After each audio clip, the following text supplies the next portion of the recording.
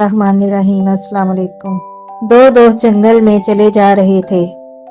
एक बोला, अगर कोई जंगली जानवर आ जाए तो मैं हरगिज तुम्हें छोड़कर नहीं भागूंगा, आखिर दम तक तुम्हारा साथ दूंगा।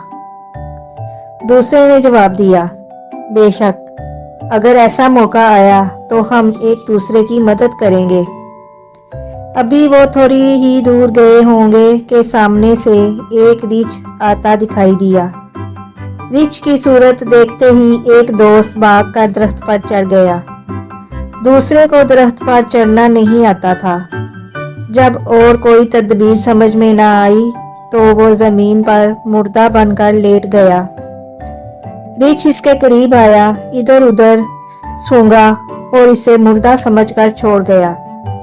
जब रीछ नजरों से गायब हो गया तो पहला दोस्त दरख्त से उतरकर दूसरे के पास आया और कहने लगा, ऐसा मालूम होता था जैसे रीछ तुम्हारे कान में कोई बात कह रहा है।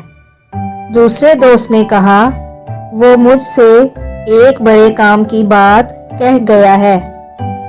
पहले दोस्त ने शौक से पूछा, वो बात क्या है? दूसरे दोस्त ने जवाब दिया, रीछ मुझसे कह गया है कि जो आदमी वक्त पर काम ना आए वो दोस्ती के काबिल नहीं है। ये कहकर वो एक तरफ को चल दिया।